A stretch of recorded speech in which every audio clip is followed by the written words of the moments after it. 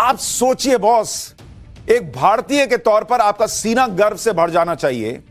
क्या जबरदस्त फोड़ा है पाकिस्तान को भारत ने। भाई वहां रावलपिंडी में जो इनका आर्मी हेडक्वार्टर है, सेना का हेडक्वार्टर, उसके पास हमने फोड़ दिया। यहां पीएम के आवास से 24 किलोमीटर दूर जो एयरबेस है उसको फोड़ दिया। 160 किलोमीटर अंदर घुस के मार दिया। और यहां पाकिस्तानी ड्रोन्स और मिसाइलों को भारत की जमीन छूने नहीं दिया जब तक कि उनको न्यूट्रलाइज नहीं किया। उसके बाद गिरा के छूने दिया कि अब यहीं दफन हो जाओ। सिर्फ विदेशी अखबार ही पाकिस्तान की तबाही की कहानी नहीं बता रहे, बल्कि कई एक्सपर्ट्स भी खुलकर बता रहे हैं कि पाकिस्तान को भारत ने कितनी बुरी तरह मारा। अमेरिकी रक्षा विभाग के पूर्व अधिकारी माइकल रूबिन ने पाकिस्तान के प्रोपेगेंडा की धज्जियां उड़ा दी। माइकल रूबिन जो खुद कई लड़ाइयां देख चुके हैं, उन्होंने कहा कि पाकिस्तान को भारत ने बहुत बुरा मारा, बहुत बुरा हराया। रूबिन ने कहा कि ऑपरेशन सिंदूर से पाकिस्तान को कई फ्रंट पर हार झेलनी पड़ी। ऑपरेशन सिंदूर से पाकिस्तान के आतंकी ठिकाने तबाह हुए। भारत से हर लड़ाई में पाकिस्तान को हार झेलनी पड़ी है, फिर भी पाकिस्तान अपनी हार को जीत मानता है। भारत के अटैक से पाकिस्तान दुम दबाकर भाग खड़ा हुआ। पाकिस्तान डरे हुए कुत्ते की तरह सीज फायर की अपील करने लगा। ये उनके शब्द हैं। ये शब्द माइकल रूबिन ने पाकिस्तान के लिए इस्तेमाल किए और पाकिस्तान को एक्सपोज कर दिया। माइकल रूबिन ने तो आज यह बात भी कही है कि पाकिस्तान की करारी हार के बारे में इंटरनेशनल वॉर एक्सपर्ट पिछले कई दिनों से लगातार बोल रहे हैं। मॉडर्न वॉर इंस्टीट्यूट में अर्बन वॉरफेयर स्टडीज के चीफ जॉन स्पेंसर ने कहा कि भारत ने ऑपरेशन सिंदूर के जरिए अनूठी रणनीतिक संयम और दृढ़ता दिखाई। भारत ने आतंकी हमलों को एक्ट ऑफ वॉर के तौर पर लेना शुरू कर दिया है। भारत ने दिखा दिया कि वो पाकिस्तान में किसी भी टारगेट को हिट कर सकता है। भारत ने पाकिस्तान के एयरबेसेस और ड्रोन हब को तहस नहस कर दिया। इस ऑपरेशन से भारत ने अपनी रणनीतिक स्वतंत्रता सिद्ध कर दी है।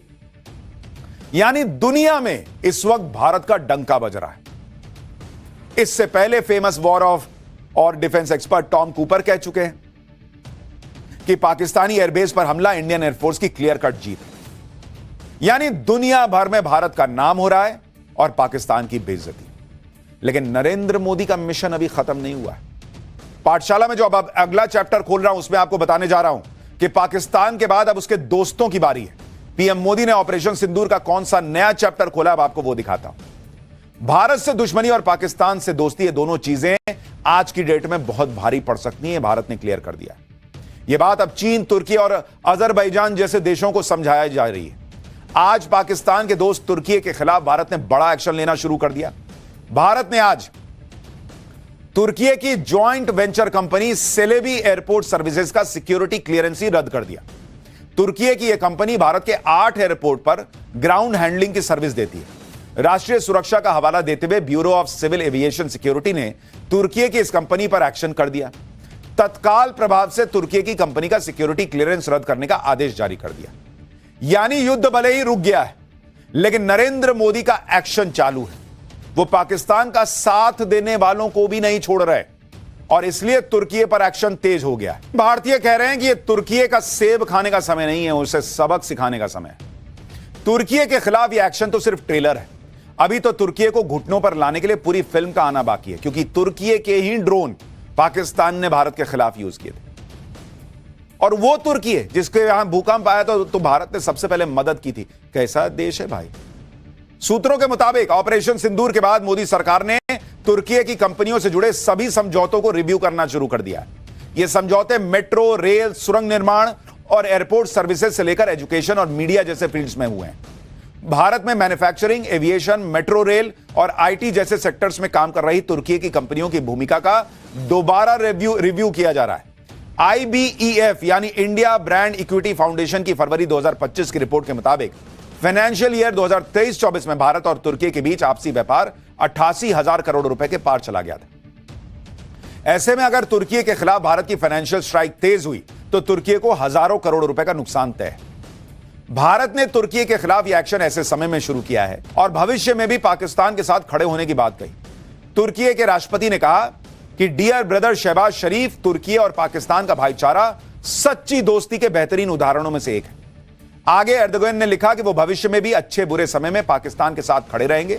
पाकिस्तान और तुर्की की दोस्ती जिंदाबाद। अगर मानवता की बात होती तो वो भारत का वो की मदद याद रखते कि जब हम इतने संकट में थे कि भयंकर भूकंप आया था कि नरेंद्र मोदी ने भारत की तरफ से सबसे पहले मदद भिजवाई थी।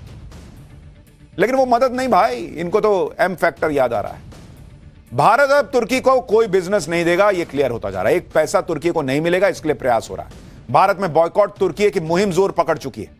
मोदी सरकार के एक्शन से पहले ही देश के लोग अपने अपने तरीके से पाकिस्तान का साथ देने वाले देशों के खिलाफ एक्शन ले रहे हैं। देश के अलग अलग हिस्सों में पाकिस्तान के साथ ही तुर्की के खिलाफ भी जबरदस्त प्रदर्शन हो रहा है। तुर्की के कंप्लीट बॉयकॉट की मांग हो रही है। Chamber of trade and industry करीब 700 बिजनेस ऑर्गेनाइजेशंस को उन्होंने अपील की है कि वो चीन और तुर्की के साथ सभी तरह के व्यापार को रोक दें। व्यापार संगठन confederation of all India traders ने भी तुर्की और अजरबैजान के बॉयकॉट की अपील की है। इस बॉयकॉट मुहिम का असर दिखने भी लगा है। मेक माई ट्रिप के मुताबिक दोनों देशों की ट्रैवल बुकिंग में 60% की कमी आ गई है। ट्रिप कैंसिलेशन 250% बढ़ गया है। ट्रैवल प्लेटफॉर्म ईज माई ट्रिप ने एक एडवाइजरी जारी की है, जिसमें यात्रियों से कहा गया कि वे तुर्की और अजरबैजान की यात्रा तभी करें जब बहुत जरूरी हो। ऑनलाइन ट्रैवल बुकिंग्स प्लेटफॉर्म इक्जिगो ने तुर्की, चीन और अजरबैजान के लिए सभी फ्लाइट और होटल बुकिंग को कैंसिल कर दिया है। आप सुनिए, गुजरात में राजकोट में टूर ऑपरेटर्स ने तुर्की के टूर का बॉयकॉट कर दिया। वो कह रहे हैं कि तुर्की के टूर की बुकिंग ही नहीं लेंगे। अब सुनिए जरा इन लोगों को। तो तुर्की को हमने पूरे का पूरा बॉयकॉट किया है, क्योंकि वो टेररिस्ट कंट्री का साथ दे रहे हैं कि वो हमारे पैसों से हमारा पैसों से वो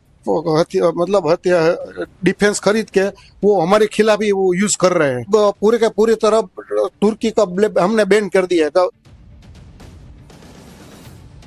पूरा देश पाकिस्तान के मददगार तुर्की के संपूर्ण बॉयकॉट की मांग कर रहा है। सरकार ने तुर्की के खिलाफ एक्शन शुरू कर दिया। व्यापारी हो या ट्रैवल एजेंसियां या फिर फिल्म इंडस्ट्री, सब एक आवाज में तुर्की का बॉयकॉट कर रहे हैं। लेकिन कांग्रेस से जब तुर्की के बॉयकॉट पर सवाल पूछा गया तो उनके नेताओं के मुंह में मानो दही जम गया। प्रेस कॉन्फ्रेंस में मौजूद कांग्रेस नेता जयराम रमेश और पवन खेड़ा बगले झांकने लगे, एक दूसरे की तरफ माइक करने लगे कि तुम बताओ, तुम बताओ, तुम बताओ। बोले फिर अच्छा देखते हैं, बाद में बताएंगे। सुनिए, देखिए कांग्रेस की हालत। टर्की बॉयकॉट, टर्की के बॉयकॉट पे सर क्या कांग्रेस पार्टी का समर्थन करते हैं ये शिकवा? इस पर भी हम शीघ्र आपसे जरूर मुखातिब। सर, यानी कांग्रेस अभी भी मूड बना रही है कि तुर्की का विरोध करना है कि नहीं करना है। एक दूसरे की तरफ माइक कर रहे हैं। एक लाइन नहीं बोल सकते थे कि देश के खिलाफ जो भी है हम उसके साथ कैसे हो सकते हैं, ये कांग्रेस की नीति है। नहीं बोल सकते थे, इधर उधर माइक करने लगे। कांग्रेस भले ही तुर्की के खिलाफ देश में भड़के गुस्से पर कंफ्यूज है, लेकिन भारत के लोगों ने मन बना लिया है कि पाकिस्तान की मदद का सबक तुर्की को सिखाएंगे।